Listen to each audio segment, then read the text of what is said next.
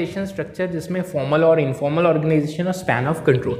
देखो जो organisation structure है ये वो तरीका है जिसमें जो ऑर्गेनाइजेशन को डिज़ाइन किया जाता है, जितने भी उसके पार्ट्स होंगे ऑर्गेनाइजेशन के, जितने उनके डिपार्टमेंट्स हैं, जिनके उनके लेवल्स हैं, उनको आप एक अच्छे तरीके से ऑर्गेनाइज्ड वे में अरेंज करते हो। यानी इन शॉर्ट आप ये कह सकते हो ऑर्गेनाइजेशन स्ट्रक्चर वो तरीका है जिसमें ऑर्गेनाइजेशन को अरेंज किया जाता है, उसका डिज़ाइन बनाया जाता है, कौन सा बंदा कहाँ पे काम करेगा, क्या उसके रोल्स हैं, क्या उसकी रिस्पॉन्सिबिलिटीज रहेंगी, किन बंदों को उसने रिपोर्ट करना है, कौन से बंदे उसके अंडर हैं, क्या सबॉर्डिनेट्स है, कौन सुपीरियर, सब कुछ किया जाता है। रिलेशनशिप्स अच्छे से डिफाइन की जाती है, रोल्स बता दिए जाते हैं, रिस्पॉन्सिबिलिटीज पता चल जाती हैं। खास करके दो ऑर्गेनाइजेशंस होते हैं, एक फॉर्मल होती है, एक इनफॉर्मल होती है। अब इनको हम डिटेल में पढ़ेंगे। पहले एक क्वेश्चन आया था, वो कह रहे थे जो आपका ऑर्गेनाइजेशन स्ट्रक्चर है उस जो एडवांटेज क्या है जो आपका ऑर्गेनाइजेशन स्ट्रक्चर बाय प्रोडक्ट है एक मैन्युफैक्चरिंग कंपनी का। देखो सबसे पहले तो यही बेनिफिट मिलता है आपको कि ये आपकी अटेंशन और जो आपका एफर्ट है वो प्रोडक्ट लाइन पे ही प्लेस करता है। मतलब जो आप ऑर्गेनाइजिंग, जब आप कंपनी के जो कंपनी का स्ट्रक्चर बाय प्रोडक्ट है, जब आप उसको ऑर्गेनाइज करते हो तो जो फोकस और अटेंशन है वो स्पेसिफिकली डायरेक्ट किया जाता है प्रोडक्ट लाइन पे। यानी जो मेन कंपनी की प्रोडक्ट लाइन है उस पर फोकस आपका बना रहता है। यानी इससे आप डेडिकेटेड रिसोर्सेज एलोकेट कर सकते हो, अच्छा एक्सपर्टाइज आपका लग जाएगा, आपके इतने अच्छे एफर्ट्स लगेंगे कि आपका प्रोडक्ट हर जो प्रोडक्ट है वो बहुत एफिशिएंसी के साथ प्रोड्यूस होगा, जिससे एट द एंड कंपनी की बेटर परफॉर्मेंस और सक्सेस होगी। दूसरा, ये improves coordination of functional activities, यानी जितनी भी आपके ऑर्गेनाइजेशन की फंक्शनल एक्टिविटीज हैं उनमें जो आपस में कोऑर्डिनेशन वो इंप्रूव हो जाती है। देखो जब ऑर्गेनाइजेशन स्ट्रक्चर को अलाइन किया जाता है प्रोडक्ट लाइन के साथ, यानी जो आपका एक ऑर्गेनाइजेशन स्ट्रक्चर वो पूरी ऑर्गेनाइजेशन की होगा, जब आपने उसको अलाइन कर दिया, उसको बराबर सेट बिठा दिया प्रोडक्ट लाइन के अकॉर्डिंग, तो बहुत ईजियर हो जाता है कि आप अच्छे से फंक्शनल एक्टिविटीज जितनी भी ऑर्गेनाइजेशन में जैसे प्रोडक्शन, मार्केटिंग या सेल्स हो रही, जो उन स्पेसिफिक प्रोडक्ट्स के रिलेटेड है, आप उनको अच्छे से कोऑर्डिनेट और इंटीग्रेट कर सकते हो। इन शॉर्ट इससे एक तो ऑर्गेनाइजेशन की एफिशिएंसी इंप्रूव हो जाएगी और जो कम्युनिकेशन है ना वो बहुत अच्छे से हो पाएगा। थर्ड आता है permits growth and diversity of products. देखो जब एक प्रोडक्ट बेस्ड ऑर्गेनाइजेशन स्ट्रक्चर है, यानी आप ठीक है आपका ऑर्गेनाइजेशन स्ट्रक्चर हर ऑर्गेनाइजेशन में होता है, जो आपका प्रोडक्ट बेस्ड ऑर्गेनाइजेशन स्ट्रक्चर है ना, ये आपको एक तो फ्लेक्सिबिलिटी देता है, दूसरा आप अडेप्टेबिलिटी, यानी आप इजीली अडेप्ट कर सकते हो, चीज़ों को चेंज कर सकते हो, ताकि जो आप अपनी जो आपकी ग्रोथ है उसको अकोमोडेट कर पाओ, या जितनी भी आपकी प्रोडक्ट लाइंस में डाइवर्सिफिकेशन पॉसिबल है, आपने न्यू प्रोडक्ट्स ऐड करनी है, न्यू प्रोडक्ट लाइंस बनानी है, उसमें एक्सटेंशंस करनी है, ये सारी चीज़ें पॉसिबल हो पाती है। यानी कंपनी कहीं ना कहीं जितनी भी उसकी प्रोडक्ट ऑफरिंग्स है एक तो उसको एक्सपेंड कर देती है, यानी वो डेडिकेटेड टीम्स या यूनिट असाइन करेगी हर एक प्रोडक्ट को बनाने के लिए, उसको डेवलप करने के लिए, प्रॉपर अटेंशन दी जाएगी इंडिविजुअल ग्रोथ पे, सपोर्ट दी जाएगी इंडिविजुअल ग्रोथ अच्छे से हो पाए। ठीक है, आगे बढ़ते हैं। आगे क्वेश्चन आया था sequence of various stages of the operating cycle for a manufacturing companies is as follow. देखो जो आपका मैन्युफैक्चरिंग कंपनियां देखो वैसे तो हर एक कंपनी का ऑपरेटिंग साइकिल होता है। अब उन्होंने पेपर में पूछा था जो आपकी मैन्युफैक्चरिंग कंपनी जो उसका ऑपरेटिंग साइकिल है उसकी आपको स्टेजेस गिवन थी, वो कह रहे थे उसको एक सीक्वेंस में अरेंज करके बताओ। देखो सबसे पहले रॉ मटेरियल कन्वर्जन पीरियड आता है, फिर work in progress conversion period आता है, फिर फिनिश गुड्स कन्वर्जन पीरियड आता है और लास्ट में रिसीवेबल्स कन्वर्जन पीरियड। अगर आपको मैं इसका मोटा मोटा बताऊं तो सबसे पहले आप रॉ मटेरियल सप्लायर से खरीदोगे, उसको कन्वर्ट करोगे, उस पर कुछ काम करोगे, वो वर्क इन प्रोग्रेस में बन जाएगा। फिर पूरा जब आपका उस प्रोडक्ट पे काम हो गया फिर work in progress finish goods में कन्वर्ट हो जाएगा, फिर एट द एंड आप उसको सेल कर दोगे। यानी आप जिन बंदों को कस्टमर्स को सेल करो उनसे आपने पैसा लेना है, यानी अगर आपने क्रेडिट पे सेल किया तो वो आपके अकाउंट रिसीवेबल्स बन जाएंगे। ठीक है, नेक्स्ट एक टॉपिक आता है decisions in manufacturing enterprises is as follow. Again ये पेपर में क्वेश्चन आया था, उन्होंने कहा था जो अगर तो आपका मैन्युफैक्चरिंग एंटरप्राइज है उसमें कुछ आपको फैसले लेने पड़ेंगे, वो फैसले कौन कौन से हो सकते हैं। देखो सबसे पहले तो आपको की फैक्टर्स को डिटरमाइन करना पड़ेगा, यानी इसमें आपका जितने वो की फैक्टर्स जो आपके मैन्युफैक्चरिंग प्रोसेस को, जैसे आपका रॉ मटेरियल, लेबर, इक्विपमेंट या ओवरहेड कॉस्ट, जो भी आपके मैन्युफैक्चरिंग प्रोसेस को अफेक्ट कर रही हैं, आपको उनको आइडेंटिफाई करना पड़ेगा। फिर आपको फोरकास्ट बनानी है, यानी एक बार अगर आपके फैक्टर्स डिटरमाइन हो गए फिर फोरकास्ट फ्यूचर डिमांड के रिगार्डिंग की जाएगी। क्या फ्यूचर में आपके प्रोडक्शन लेवल्स रहने वाले हैं, उन प्रोडक्शन लेवल्स को अचीव करने के लिए कितनी आपको रिसोर्स रिक्वायरमेंट्स चाहिए, ये सारा कुछ उसको पहले और एडवांस में प्लान कर लिया जाएगा। ये चीज़ कहीं ना कहीं तो आपकी प्लानिंग बहुत अच्छे से करने में हेल्प करती है, उसमें आप फैसले भी बहुत अच्छे से ले पाओगे। तीसरा आता है consideration of alternative combination of forecast. देखो हमेशा केवल एक फोरकास्ट नहीं बनाया जाता, फोरकास्ट अलग अलग बनाए जाते हैं। बहुत अलग अलग कॉम्बिनेशंस होंगे फोरकास्ट के जिनको कंसीडर किया जाता है जब आपने प्रोडक्शन सिनेरियोस को इवेल्युएट करना है। क्या आपके फ्यूचर में प्रोडक्शन सिनेरियोस लेवल्स रहने वाले हैं, आपने अपने रिसोर्स की जो एलोकेशन है उसको ऑप्टिमाइज कैसे करना है, ये सारी चीजें ध्यान में रख के सब कुछ किया जाता है। फोर्थ आता है कॉम्बिनेशन ऑफ फैक्टर्स, यानी जब आपने अपने जितने आपके अल्टरनेटिव कॉम्बिनेशंस फोरकास्ट के आपने बनाए थे, आपने उन सभी को इवैल्यूएट अच्छे से कर लिया, आपने फैक्टर्स को फिर क्या करोगे, यानी जब उनके इवैल्यूएशन बहुत अच्छे से हो जाएंगे फिर आप फैक्टर्स को कंबाइन करोगे इस तरीके से कि जो आपकी एफिशिएंसी एक वो हायर लेवल पे चल जाए और जितने भी आपके प्रोडक्शन रिक्वायरमेंट्स है जो आपने पूरी करनी है वो टाइम पे आप फुलफिल कर पाओ। इसमें आप रिसोर्सेज का अप्रोप्रिएट मिक्स क्या होना चाहिए, लैंड लेबर कैपिटल कितना यूज करना है वो चीज देखोगे, प्रोडक्शन मेथड कौन सा फॉलो करना है, या शेड्यूलिंग यानी एक्टिविटी कौन सी एक्टिविटी किस टाइम पे किस बंदे के किस मशीन के थ्रू होगी, ठीक है। लास्ट में आता है प्रिपरेशन ऑफ बजट्स, यानी जितने भी आपने फैसले लिए हैं अब तक उनके बेसिस पे जो आपके फोरकास्ट रहे हैं, जो आपने रिसोर्स कॉम्बिनेशंस बनाए हैं, जो ये सारी चीज़ों को ध्यान में रखते हुए आप बजट बनाओगे, यानी बजट में आप फाइनेंशियल रिसोर्सेज को एलोकेट करोगे, टारगेट सेट करोगे, फिर जब आपने एक बार टारगेट सेट कर दिया फिर आप जो आपकी परफॉर्मेंस हो रही है आप उसको मॉनिटर करोगे, फिर देखोगे कि चीज़ें आपके उस रेट में उस बजट में पूरी हो पा रही हैं यानी with same level of efficiency जो आपने पिछले स्टेप में डिटरमाइन की थी या नहीं की थी, ठीक है। नेक्स्ट आता है प्रिपरेशन ऑफ कैश बजट। देखो कुछ कॉमन मेथड्स हैं जिससे हम कैश बजट को प्रिपेयर करते हैं, उनमें उनके अगर मैं आपको नाम बताऊं, पहला तो परफॉर्मा बैलेंस शीट मेथड आ जाता है, फिर एडजस्टेड नेट इनकम मेथड आता है और लास्ट में रिसिप्ट और पेमेंट मेथड आता है। ये अब फॉर द टाइमिंग आप इनके नाम याद रखो, इनको अभी मैं आगे डिटेल में करवाऊंगा।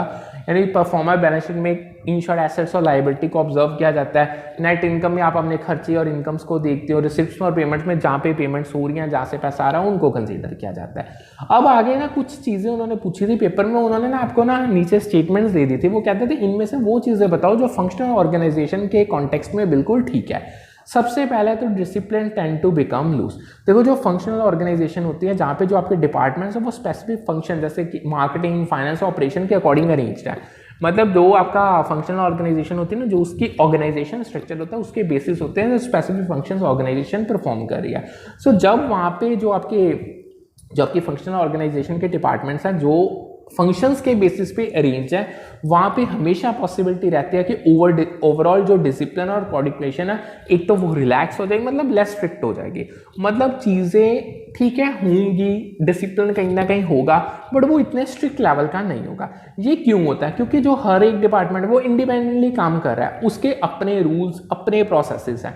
यहाँ पे एक चीज़ बहुत इंपॉर्टेंट है कि जो लेवल ऑफ डिसिप्लिन है ना वो वेरी करता है, वो सेम नहीं होता है। यानी हर ऑर्गेनाइजेशन या मैनेजमेंट प्रैक्टिसेस को मद्देनजर रखते ही आपका जो लेवल ऑफ डिसिप्लिन है वो तय किया जाता है। आगे आता है it is useful for large scale businesses.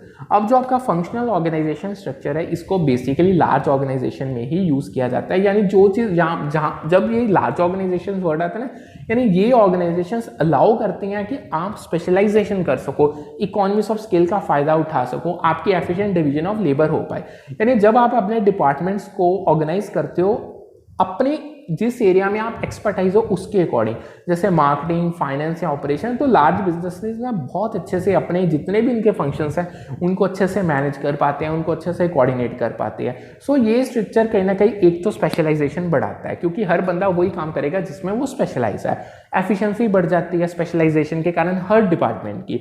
So in short at the end ये पूरी की पूरी ऑर्गेनाइजेशन के लिए बेनिफिशियल ही निकलता है। तीसरा आता है functional managers are specialist in their respective area. देखो फंक्शनल ऑर्गेनाइजेशन में हर एक डिपार्टमेंट को एक फंक्शनल मैनेजर हेड करता है जो अपनी फील्ड में बिल्कुल स्पेशलिस्ट होता है, यानी वो माहिर है, उसको महारता हासिल हुई है अपनी फील्ड में। सो अगर मैं आपको एग्जांपल बताऊं तो जो मार्केटिंग डिपार्टमेंट है उसको मार्केटिंग मैनेजर ही लीड करेगा क्योंकि उसके पास एक्सपर्टाइज है, नॉलेज है मार्केटिंग स्ट्रेटेजीज की, क्या क्या स्ट्रेटेजीज होनी चाहिए, क्या क्या टैक्टिक्स होनी चाहिए, ठीक है। सो सिमिलरली जो आपके फाइनेंस, ऑपरेशंस और ह्यूमन या अदर कौन से भी आपका फंक्शनल एरिया उनको उनके मैनेजर्स हैंडल करेंगे जो उस चीज़ में माहिर हैं, जो स्पेशलाइज स्किल्स हैं उनके पास अपने डिपार्टमेंट की अच्छी नॉलेज है। सो स्पेशलाइजेशन कहीं ना कहीं अलाउ करती है इफेक्टिव डिसीजन मेकिंग और सुपरविजन हर एक फंक्शनल एरिया के अंदर, ठीक है। आगे आती है आपकी फॉर्मल ऑर्गेनाइजेशन। देखो अब मेन मुद्दा आ गया हमारा फॉर्मल और इनफॉर्मल ऑर्गेनाइजेशन का। जो आपकी फॉर्मल ऑर्गेनाइजेशन होती है ये एक ऑफिशियली एस्टैब्लिश स्ट्रक्चर है। यानी बेसिकली जैसे मतलब कोई, जैसे आप समझते हैं ना, कई चीज़ें ऑफिशियल होती हैं, कई चीज़ें अनऑफिशियल होती है। यानी जो ये फॉर्मल ऑर्गेनाइजेशन है, ये एक ऑफिशियली एस्टैब्लिश स्ट्रक्चर है जो डिफाइन करता है क्या हिरार्की रहने वाली है, क्या लेवल्स होंगे ऑर्गेनाइजेशन में, किसके पास कितनी अथॉरिटी होगी, कितनी रिपोर्टिंग रिलेशनशिप होते, कौन से बंदे ने किसको रिपोर्ट करना है। सो जो इसके बेसिस होंगे ना, यानी बीइंग अब ये ऑफिशियली एस्टैब्लिश स्ट्रक्चर है, जो इसके बेसिस जो है ना वो ऑफिशियल लाइंस ऑफ अथॉरिटी ही है। यानी जब आपको ऑर्गेनाइजेशन हायर करती है, आपको एक लेवल पे हायर किया जाता है, वो जो लेवल जो अथॉरिटीज आपको अलाउ करता है वो आपको मिल जाएंगे, ठीक है। यानी बेसिकली इसे ना ऑर्गेनाइजेशनल चार्ट में रिप्रेजेंट किया जाता है। इसमें जो आपकी जो फॉर्मल ऑर्गेनाइजेशन है, जितने भी आपके रूल्स और रिस्पॉन्सिबिलिटी बहुत ज़्यादा क्लियरली डिफाइंड होते हैं। कम्युनिकेशन एस्टैब्लिश जो चैनल्स हैं, यानी जिस बंदे ने किस तरीके से आप अगले बंदे से बात करनी है, वो सब कुछ ऑलरेडी एस्टैब्लिश होता है। इस स्ट्रक्चर की खासियत ये है, क्लैरिटी बनी रहती है, अकाउंटेबिलिटी बहुत अच्छे से आप चार्ज कर सकते, मतलब चार्ज नहीं कह सकते, अकाउंटेबिलिटी बड़ी अच्छे से सेट बिठा सकते हो, एफिशिएंसी बहुत बढ़ जाती है ऑर्गेनाइजेशन की ऑपरेशंस की। अब आगे एक पेपर में क्वेश्चन आया था, जो लाइन ऑर्गेनाइजेशन है उसके एडवांटेजेस क्या हैं। देखो सबसे पहले तो डिसिप्लिन बहुत अच्छा बनता है लाइन ऑर्गेनाइजेशन, यानी क्योंकि अथॉरिटी बिल्कुल एक लाइन में फ्लो करती है, रिस्पॉन्सिबिलिटी से अगेन एक लाइन में फ्लो करती है, तो डिसिप्लिन बहुत अच्छा रहता है। रिस्पॉन्सिबिलिटी आप हर एक टास्क के लिए सेट बिठा सकते हो, मतलब आप 1 मिनट में पता लगा लो कि भाई ये बंदे ने ये काम किया, तो so he is responsible for this particular task. Expensive बिल्कुल नहीं है, ठीक है। आगे उन्होंने कहा था, अगर मैं आपको एक और क्वेश्चन आया था, उन्होंने कहा ओल्डेस्ट फॉर्म ऑफ ऑर्गेनाइजेशन क्या है। So oldest form of organization line organization ही थी, जो एक फॉर्मल ऑर्गेनाइजेशन के अंदर आती है। आगे बढ़ते हैं, आगे आती है इनफॉर्मल ऑर्गेनाइजेशन। देखो जैसे formal organisation officially establish structure है ना, सेम वे में जो इनफॉर्मल ऑर्गेनाइजेशन है वो अनऑफिशियल और सोशल स्ट्रक्चर है। यानी इसको कोई आपकी अथॉरिटी नहीं सेट करती, मतलब कोई आपके ऑफिशियल गाइडलाइंस नहीं, ये खुद ब खुद सेट किया जाता है ऑर्गेनाइजेशन के अंदर।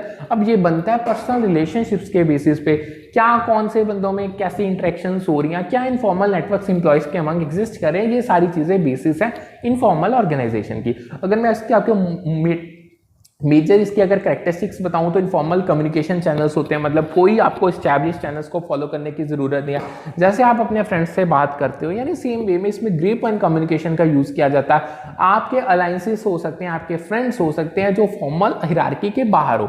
मान लो अगर आपकी लॉ इन ऑर्गेनाइजेशन, आप तो एक लाइन में फॉलो करते हैं, बट आपका फ्रेंड तो दूसरी लाइन में, सो इसमें वो 2 बंदे जो डिफरेंट लाइंस में आ रहे हैं वो एक दूसरे से इंटरेक्ट कर सकते हैं, ठीक है। सो जो इनफॉर्मल ऑर्गेनाइजेशन है बहुत सिग्निफिकेंट इन्फ्लुएंस करती है कि काम को किस तरीके से किया जा सके। इंफॉर्मेशन शेयरिंग इसमें ज़्यादा अच्छी है क्योंकि आप खुल के बात कर सकते हो, कोलैबोरेशंस अच्छी होंगी, सोशल ग्रुप्स बन जाते हैं, ठीक है।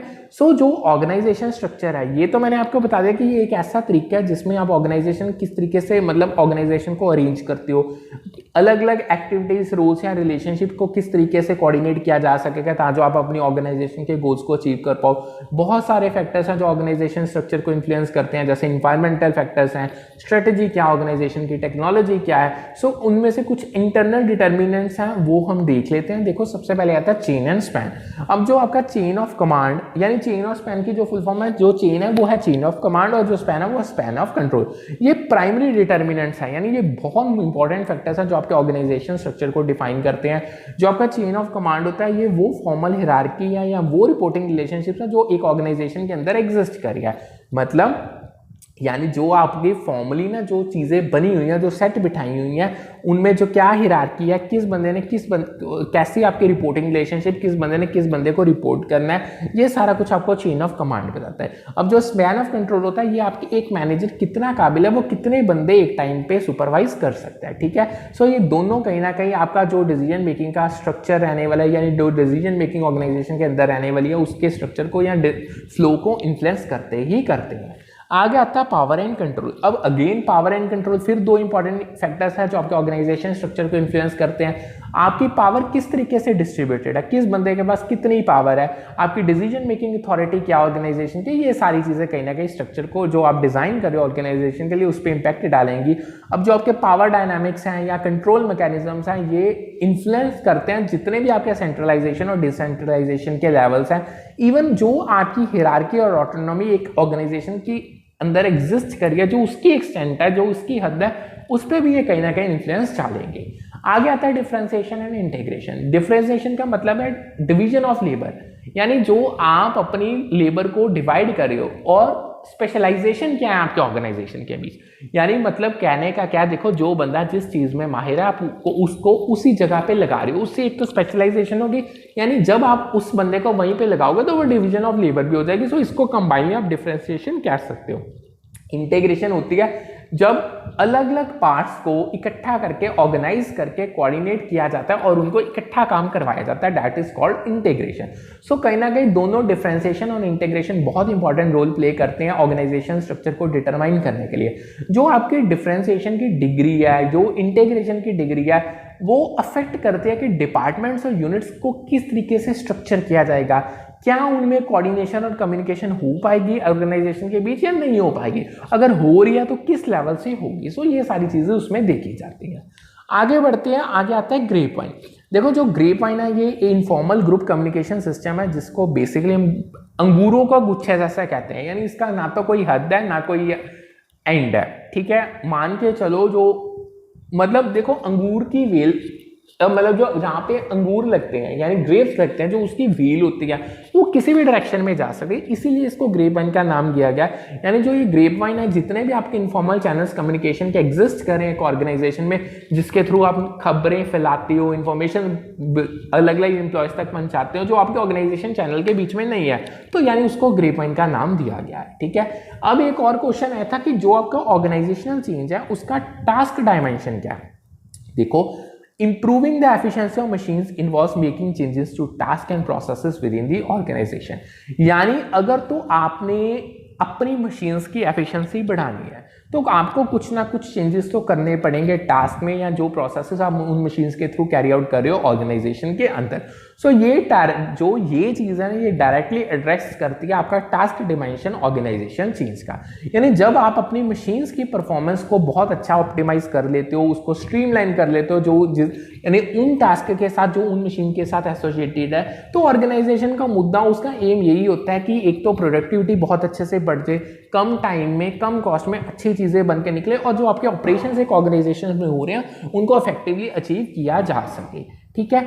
आगे आते हैं स्टेजेस क्या है जो आपका ऑर्गेनाइजेशन चेंज का प्रोसेस है उसमें। अगेन ये एक इंपॉर्टेंट क्वेश्चन था जो आपके पेपर में पूछा गया था। देखो जो आपका प्रोसेस था ऑर्गेनाइजेशनल चेंज का उसमें कुछ स्टेजेस हैं, उन्होंने आपको गिवन थी, आप जंबल्ड वे में वो कहते थे आप इसको अरेंज करके बताओ। देखो सबसे पहला जो स्टेप आता है वो आता है vocationalisation of need to change, यानी इस जो ये बीइंग द फर्स्ट स्टेज इसमें आपको रिकॉग्नाइज करना पड़ेगा, अच्छे से वोकलाइजिंग करनी पड़ेगी क्यों चेंज है, मतलब आपको जरूरत क्यों, आप क्यों ऑर्गेनाइजेशन को चेंज करना चाहते हैं। पहले मुद्दा देखो, मतलब पहले चीजें देखो कारण क्या है इस चीज का, उसको आइडेंटिफाई करो। इसमें आपको देखो कोई ना कोई प्रॉब्लम हुई होगी, इश्यू होगी, तभी तो आपको ऑर्गेनाइजेशन को चेंज करना पड़ रहा है। उसमें आपको टेंशन, देखो जो आपकी प्रॉब्लम्स हैं, जो इश्यूज हैं, आप उसको आइडेंटिफाई करो। ये वो इश्यूज और प्रॉब्लम्स होंगे जिनको अटेंशन की जरूरत है, टॉप लेवल की इंप्रूवमेंट की जरूरत है। सेकेंड आता है detail consideration of propose change. देखो जब आपने नीड पता निकाल ली, आपको कारण पता चल गया भाई इस कारण के कारण हमें ऑर्गेनाइजेशन को चेंज करना है, तो फिर ऑर्गेनाइजेशन उसके बाद क्या करते हैं, वो डिटेल कंसिडरेशन, जो नया चेंज आता है ना, जो प्रपोज चेंज होता है उसके रिगार्डिंग डिटेल ली जाती है, वो डिटेल्स को अच्छे से कंसिडर किया जाता है, उसको स्टडी किया जाता है। इसमें आप प्रॉब्लम की नेचर क्या उसको स्टडी करते हो, जो उस प्रॉब्लम के सॉल्यूशंस क्या हो सकते हैं वो आइडेंटिफाई किए जाते हैं, और अगर आप वो सॉल्यूशंस को इंप्लीमेंट करते हो जो उसकी इंप्लीकेशंस निकलेंगे उनको देखा जाता है, ठीक है।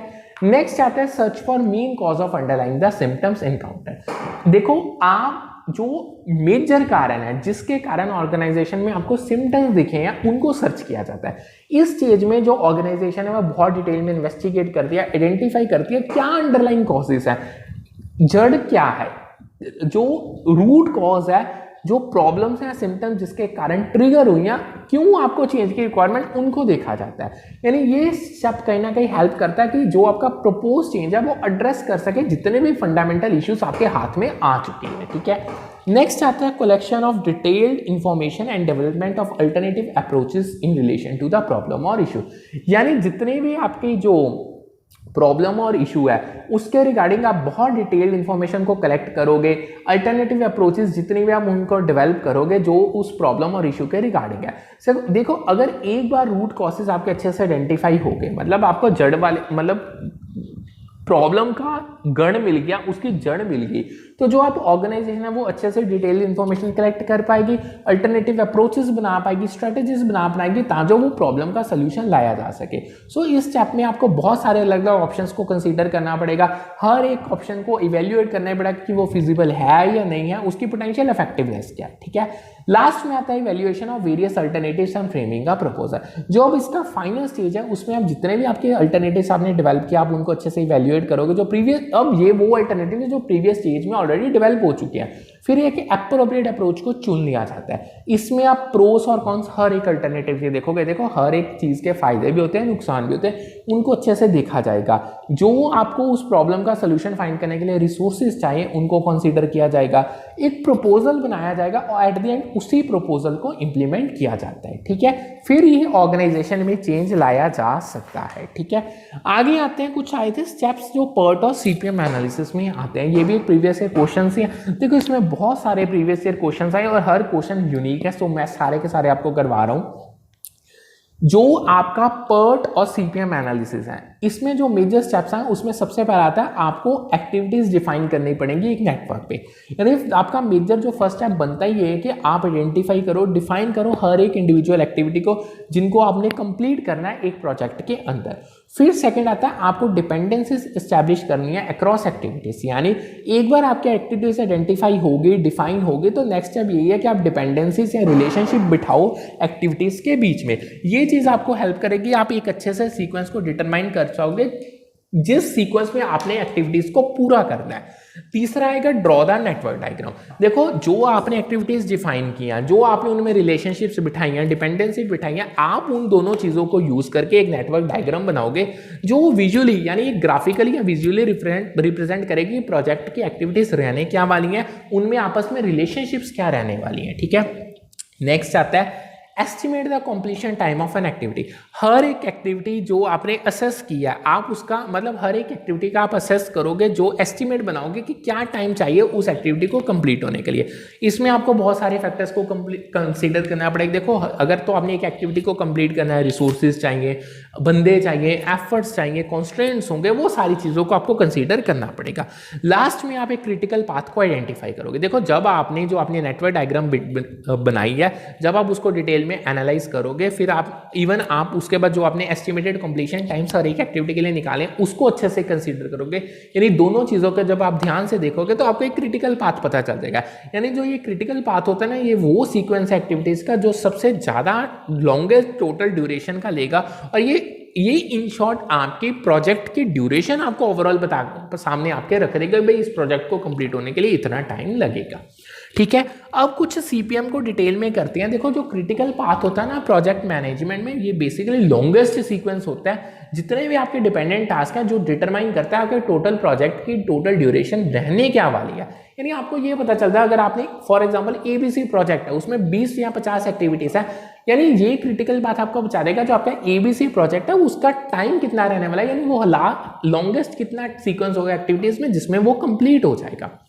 सो ये वो पाथ रिप्रेजेंट करता है जिसको आपको एक मिनिमम पॉसिबल टाइम में कंप्लीट करना है। डिलेस आपको प्रिवेंट करने पड़ेंगे ताकि आपको ओवरऑल प्रोजेक्ट टाइम पे कंप्लीट हो सके, ठीक है। आगे आते हैं मैककिन्से 7S फ्रेमवर्क, बहुत इंपॉर्टेंट टॉपिक है। देखो ये एक ऐसा मैनेजमेंट मॉडल है जो आइडेंटिफाई करता है 7 मेजर की कंपोनेंट्स जो एक ऑर्गेनाइजेशनल की इफेक्टिवनेस को डिटरमाइन करते हैं। अब जो ये कंपोनेंट्स हैं ये आपस में इंटरकनेक्टेड है, इनको इकट्ठे ही आपको लेके चलना पड़ेगा, तभी आप अपने डिजायर्ड अचीवमेंट्स मतलब जो आपके डिजायर्ड आउटकम्स आप उनको अचीव कर पाओगे। इनमें से मैं सिर्फ आपको for the timing 3 major components बता रहा हूं जो पेपर में अनगिनत बार पूछे जाते हैं। देखो उनमें से सबसे पहला आता है शेयर्ड वैल्यूज। ये वो कोर वैल्यूज हैं, यानी वो जड़ें हैं, वो गढ़ें हैं, वो बिलीफ्स हैं, वो प्रिंसिपल्स हैं जो एक ऑर्गेनाइजेशन के कल्चर को डिफाइन करते हैं, उसको गाइड करते हैं कि भाई ये ऑर्गेनाइजेशन का कल्चर कैसे रहना चाहिए। हर एक बंदे का बिहेवियर शेप करती हैं। यानी देखो जो चीज़ें आपके दिमाग में बिलीफ्स हैं, जो चीज़ें आपके प्रिंसिपल्स हैं, बीइंग द गाइडलाइंस, ये आपको चीज़ें बताएंगे कि करनी कैसे है। सेकेंड आता है स्ट्रेटेजी। ये ऑर्गेनाइजेशन का प्लान ऑफ एक्शन। देखो आपने प्लान्स बना लिए, उस प्लान को अचीव करने के लिए आपका तरीका क्या रहने वाला है, क्या आपका एक्शन रहने वाला, that is called the strategy. यानी ये बेसिकली आपके गोल्स को अचीव करने के लिए, ऑब्जेक्टिव्स को अचीव करने के लिए ही बनाई जाती है। इसमें आपके डिसीजंस और चॉइसेस जितने आप लोगे रिसोर्सेज को एलोकेट करने के रिगार्डिंग, ये सारी चीजें कहीं ना कहीं आपके कॉम्पिटिटिव एडवांटेज को क्रिएट कर देंगी। तीसरा आता है सिस्टम। ये वो कंपोनेंट जिसमें फॉर्मल और इनफॉर्मल प्रोसेसेस आ जाते हैं, स्ट्रक्चर्स आ जाते हैं, आपके वो सारे मैकेनिज्म्स आ जाएंगे जो आपकी एक ऑर्गेनाइजेशन की फंक्शनिंग है उसको सपोर्ट करते हैं। इसमें आपको कोऑर्डिनेशन, इंटीग्रेशन, हर एक एक्टिविटी की, देखो एक्टिविटीज ऑर्गेनाइजेशन में अनगिनत होंगी, डिफरेंट होंगी, आपको उन एक्टिविटीज को अच्छे से कोऑर्डिनेट करना है, इंटीग्रेट करना है, और जितने भी एक ऑर्गेनाइजेशन के अंदर फंक्शंस हो रहे हैं उनको भी कोऑर्डिनेट और इंटीग्रेट करके ही अचीव किया जाएगा। ठीक है, नेक्स्ट एक लाइन आई थी, वो देखो, The GE business model is explained on the parameter of market attractiveness and business position। बिल्कुल ठीक है। देखो जो GE business model है इसे हम GE मैकिन्से मैट्रिक्स के नाम से ही जानते हैं। ये एक ऐसा फ्रेमवर्क है जिसे यूज किया जाता है जो आपकी स्ट्रेटेजिक पोजीशन है ना बिजनेस पोर्टफोलियो की, उसको इवेल्युएट करने के लिए। यानी जब आप आपकी जो स्ट्रेटेजिक पोजीशन है, यानी जो आपकी प्राइम पोजीशन है, यानी जिस कारण आपका बिजनेस सबसे ज्यादा स्ट्रांग चल रहा है, उसको जब आप कंसीडर करोगे ना, तब आपको मार्केट अट्रैक्टिवनेस और बिजनेस पोजीशन हर एक यूनिट और प्रोडक्ट की देखनी ही पड़ेगी पोर्टफोलियो में। यही उन्होंने लाइन में पूछा था। ठीक है, समझ गए। अब कुछ ऑर्गेनाइजेशन की टाइप्स आ रही हैं, उनको देखो जो लर्निंग ऑर्गेनाइजेशन है, basically the ability to continuously change structure and internal process to confirm to feedback with the environment. यानी जहाँ पे लर्निंग ऑर्गेनाइजेशन होगी उनका काम ही है, जो उनको फीडबैक मिलती है वो उस फीडबैक के बेसिस के इमीडिएटली अपने स्ट्रक्चर को चेंज कर लेते हैं, इंटरनल प्रोसेसेस को चेंज कर सकते हैं ताकि वो अपने बिजनेस को अलाइन कर पाए फीडबैक के अकॉर्डिंग। सेकेंड आती है स्पेगेटी ऑर्गेनाइजेशन। इसमें ना फ्लेक्सिबिलिटी होती है, यानी फ्लेक्सिबिलिटी इन स्ट्रक्चर और लैक ऑफ स्ट्रक्चर, या तो स्ट्रक्चर में फ्लेक्सिबिलिटी होगी या तो लैक ऑफ स्ट्रक्चर में होगी। नेक्स्ट आता है फिश नेट ऑर्गेनाइजेशन। ये एक तो फ्लेक्सिबल है, अडेप्टेबल है, अपने आप को रीअरेंज बहुत इजीली कर सकती है ताकि जो इनकी इनहेरेंट स्ट्रेंथ है वो मेंटेन रह पाए।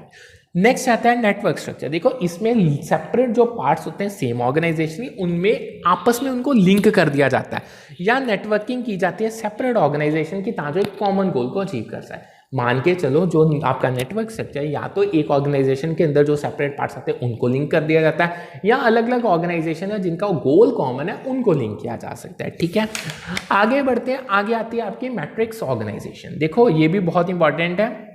जो आपकी मैट्रिक्स ऑर्गेनाइजेशन है ये भी एक ऑर्गेनाइजेशन स्ट्रक्चर की टाइप है जो कंबाइन, अब ये जो ऑर्गेनाइजेशन की मैट्रिक्स स्ट्रक्चर है, जो ये ऑर्गेनाइजेशन की टाइम है, ये फंक्शनल और प्रोडक्ट बेस्ड ऑर्गेनाइजेशन दोनों को कंबाइन कर लेते हैं। यानी इन शॉर्ट जो आपकी मैट्रिक ऑर्गेनाइजेशन है इसमें फंक्शनल डिपार्टमेंट्स और जो प्रोडक्ट डिपार्टमेंट है वो कोएग्जिस्ट करते हैं, वो इकट्ठा काम करते हैं। सबसे पहले इसमें कुछ चीजें हैं वो समझो। जो matrix organisation is not a combination of fundamental and product organisation. देखो ये चीज ठीक है, यानी जो मैट्रिक्स ऑर्गेनाइजेशन है वो फंडामेंटल है प्रोडक्ट ऑर्गेनाइजेशन का कॉम्बिनेशन नहीं, वो फंक्शनल और प्रोडक्ट ऑर्गेनाइजेशन का कॉम्बिनेशन है। दूसरा, जो product departments are not created as a need for them arises in a matrix organisation. देखो जो इसमें आपके प्रोडक्ट डिपार्टमेंट्स है वो को एग्जिस्ट करते हैं अलोंगसाइड फंक्शनल डिपार्टमेंट। वो रिस्पॉन्सिबल है हर एक प्रोजेक्ट के लिए जो बीइंग स्पेसिफिक नेचर में है और प्रोडक्ट्स के लिए। इनको इस्टेब्लिश किया जाता है ऑर्गेनाइजेशन के ऑनगोइंग प्रोजेक्ट्स और प्रोडक्ट के बेसिस पे, एज नीड बेसिस पे नहीं। यानी कहना सिंपल भाषा में वो क्या कहना यानी इनको तब नहीं बनाया जाता जब इनकी जरूरत पड़ती है, ये तो ऑलरेडी एग्जिस्ट करते हैं, ये तो हमेशा चलेंगे। यानी जब एक ऑर्गेनाइजेशन का एक प्रोजेक्ट मिल गया उसमें दोनों आपके प्रोडक्ट डिपार्टमेंट्स और फंक्शनल डिपार्टमेंट इकट्ठा काम करके मैट्रिक्स ऑर्गेनाइजेशन में चलेंगे। यानी जब इनकी जरूरत पड़ती है तब नहीं इनको बनाया जाता, ये ऑलरेडी होते हैं। तीसरा, team members in matrix organisations do not have functional home when they are not needed on a project. अब जो आपका मैट्रिक स्ट्रक्चर है इसमें जो आपके टीम मेंबर्स हैं वो दोनों फंक्शनल डिपार्टमेंट्स में भी होते हैं, प्रोजेक्ट टीम्स में भी होते हैं। सो जो इनका प्राइमरी रिस्पॉन्सिबिलिटीज फंक्शनल डिपार्टमेंट के अंदर है ना, वो स्पेइंग एक तो वो इन्होंने पूरी करनी है, यानी they may have primary responsibility within their functional department. अब देखो जो आपके टीम मेंबर्स हैं उन्होंने अपने फंक्शनल डिपार्टमेंट अंदर जो उनको फंक्शन असाइन है वो तो उन्होंने करना ही करना है, बट वो साथ के साथ जो आपके स्पेसिफिक प्रोजेक्ट्स उनको आप असाइन कर देते हो ना, ये उन पे भी काम करते हैं। ठीक है, अब आगे कुछ और लाइनें आती हैं। Ad hoc team form to solve unusual problem, ये टास्क फोर्स का काम है। ठीक है, यानी उसके लिए सबसे सूटेबल है। यानी जब आप टेम्परेरी बेसिस पे एडहॉक बेसिस पे एक टीम बना देते हो जो अनयूजुअल प्रॉब्लम को सॉल्व करते हैं, उसको हम टास्क फोर्स का नाम कहते हैं। जो आपकी मैट्रिक्स ऑर्गेनाइजेशन है ये तब सूटेबल होती है जब आपका स्मॉल, बहुत सारे आपके पास, मतलब large number of small project, छोटे छोटे बहुत सारे नंबर में आपके पास प्रोजेक्ट्स है। फ्री फॉर्म ऑर्गेनाइजेशन यानी इसका ना तो कोई स्टेटस होता है ना इसकी हिरार्की होती है, ये स्टेटस और हिरार्की फ्री ऑर्गेनाइजेशन है। जो आपकी वर्चुअल ऑर्गेनाइजेशन है ये डिजिटल या .com ऑर्गेनाइजेशन होती है, यानी जो ओवर द इंटरनेट काम कर रही है। ठीक है, आगे आता है आपका नेटवर्क ऑर्गेनाइजेशन। देखो जो नेटवर्क ऑर्गेनाइजेशन है ये ऐसा ऑर्गेनाइजेशन स्ट्रक्चर की टाइप है जो आपकी स्ट्रेटेजी, स्ट्रक्चर और मैनेजमेंट प्रोसेस को एक बहुत अनोखे तरीके में कंबाइन करती है। एक ऑर्गेनाइजेशन की स्ट्रेटेजी, गोल्स को अचीव करने का तरीका, उसका क्या स्ट्रक्चर है, क्या उसमें मैनेजमेंट प्रोसेसेस फॉलो करती है, जब उसको एक बहुत यूनिक तरीके से कंबाइन किया जाता है वो नेटवर्क ऑर्गेनाइजेशन होती है। यानी बेसिकली इसके जो इम्फोसिस है, यानी जो आपकी कोलैबोरेशन में, यानी कोऑर्डिनेशन क्या रहने वाली अलग अलग एंटिटीज में, ये उस पर एम्फोसाइज करती है। इंटरनल हो चाहे एक्सटर्नल हो, मुद्दा ये या आपने ऑर्गेनाइजेशनल गोल्स को अचीव करना है।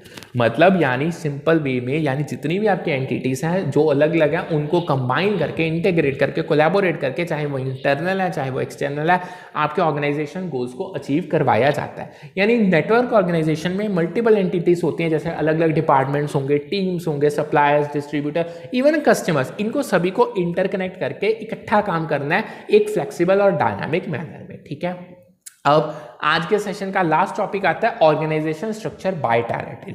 देखो जब आप ऑर्गेनाइजेशन को डिवाइड करते हो ज्योग्राफिक रीजन्स या टेरिटरीज के अकॉर्डिंग, तब वो ऑर्गेनाइजेशन स्ट्रक्चर बाय टेरिटरी होता है। यानी इसकी बहुत सारी एडवांटेजेस है, बट इसकी जो मेजर डिसएडवांटेज यही है कि ये नहीं कंसीडर करता है, यानी it does not make control easy for top management. यानी ऑर्गेनाइजेशन की जो टॉप मैनेजमेंट है उसको कंट्रोल करना बहुत डिफिकल्ट हो जाता है, क्योंकि ऑर्गेनाइजेशन को स्ट्रक्चर के अकॉर्डिंग, मतलब organisation structure by territory divide किया हुआ है। देखो जब आप ऑर्गेनाइजेशन स्ट्रक्चर, मतलब जो आपकी organisation by is structured by territory, मतलब उसको उसके जो बेसिस हैं वो टेरिटरी, ज्योग्राफिकल रीजन्स हैं, तो बहुत it often becomes decentralised with decision making authority delegated to lower levels in each. Obvious बात है, अलग अलग जगह को, मतलब आप अलग अलग ज्योग्राफिकल रीजन्स को मद्देनजर रख के ऑर्गेनाइजेशन का स्ट्रक्चर बना रही हो, तो ऑर्गेनाइजेशन ज़्यादा से ज़्यादा डिसेंट्रलाइज हो जाएगी, यानी डिसीजन मेकिंग जो अथॉरिटी है वो ज़्यादा से ज़्यादा लोअर लेवल तक डेलीगेट हो जाएगी। सो जितनी डिसेंट्रलाइजेशन है इसके रिजल्ट में बहुत ज़्यादा चैलेंजिंग हो जाता है टॉप मैनेजमेंट के लिए कंट्रोल को एक्सरसाइज करना, कोऑर्डिनेट करना मल्टीपल टेरिटरीज को। ठीक है, अब इसके रिगार्डिंग कुछ चीज़ें हैं वो देखो। सबसे पहले places responsibility at lower level. देखो जो एडवांटेज है अगर आप ऑर्गेनाइज करते हो बाय टेरिटरी, उसकी एक एडवांटेज है वो यही है कि लोअर लेवल को भी रिस्पॉन्सिबिलिटी मिल जाती है। यानी जब आपने ऑर्गेनाइजेशन को टेरिटरीज के बेसिस पे डिवाइड कर दिया, जो आपकी रिस्पॉन्सिबिलिटी और डिसीजन मेकिंग अथॉरिटी है उसको आप लोअर लेवल्स पे डेलीगेट कर सकते हो हर एक रीजन के अकॉर्डिंग, जिससे आपको लोकल मैनेजर्स और एम्प्लॉयज का बेनिफिट मिल जाएगा। दूसरा, improves coordination in a region. दूसरी मेजर एडवांटेज यही है कि अगर आप की जो आपकी डेडिकेटेड टीम्स और डिपार्टमेंट्स हैं हर एक रीजन में, एक तो वो अच्छे से कोऑर्डिनेट करके काम करेंगे विद इन वो स्पेसिफिक रीजन के अंदर, यानी वो कोऑर्डिनेशन और एक लेवल तक इंप्रूव हो जाएगा। जो आपकी लोकल टीम्स हैं वो इकट्ठा काम करेंगी, रीजनल नीड्स को रिस्पॉन्ड अच्छे से कर पाएंगी, और जितने भी वहाँ के रीजन की मार्केट कंडीशंस बन रही हैं उनको अच्छे से अडेप्ट किया जा सकता है। तीसरा, takes advantage of economics of local operation, यानी ये भी एक एडवांटेज है, जितने भी आपके ऑपरेशंस जो हर एक रीजन के हैं उसकी एडवांटेज मिल जाएगी ऑर्गेनाइजेशन को, क्योंकि उनको लोकल रिसोर्सेज अच्छे से मिल जाएंगे, लोकल मार्केट की नॉलेज मिल जाएगी, इकोनॉमिक्स ऑफ स्केल वो स्पेसिफिक ज्योग्राफिक रीजन की उसका बेनिफिट हो जाएगा। ठीक है, सो ये यहाँ पे करते हैं आज का सेशन वाइंड अप। इसकी